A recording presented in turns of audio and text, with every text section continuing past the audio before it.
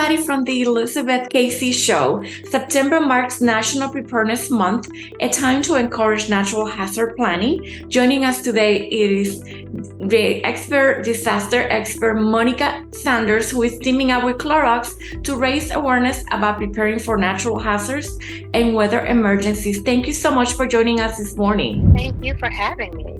Why is it so important to prepare for disasters? Look, we're living in a time where disasters are increasing in frequency and severity of all kinds, hurricanes, wildfires, flooding. And so it's important that family, friends, and loved ones have a plan for how they're going to deal with it so that you can be prepared to move in the unlikely event that something happens to you. And what are the essentials for being prepared? What kind of essentials are important to have?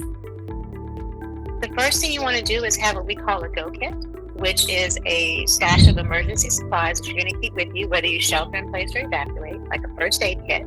You want to make sure that you have 3 to 7 days worth of water and non-perishable food, a few changes of clothes. Make sure you have power banks or a solar charger for those critical devices that we all need to use. Another thing that I tell people to do is to make sure that you take photos of important documents like deeds, birth certificates, insurance policies, and make sure they're on the cloud in your phone, but also put paper copies either in your emergency kit or in a fireproof box. So that way you can take care of yourself and your family for a couple of days until assistance comes. And the other thing is, if you need other resources and you have to apply to your insurance or to the government, you have the documents ready.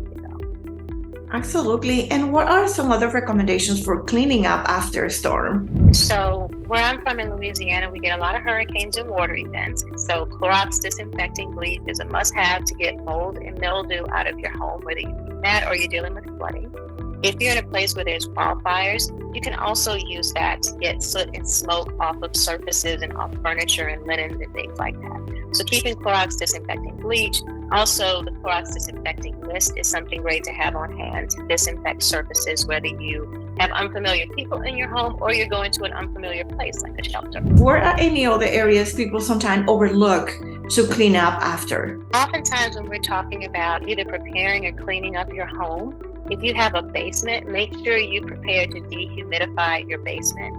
Also, check your windows and make sure that they're weatherized. That's a good tip whether we're talking about disaster or heading into what may be a tough winter in some places, but we're talking about winter preparedness and winter weather. Then, Monica, finally, where can we go for more information? You can go to Clorox.com for more of these tips.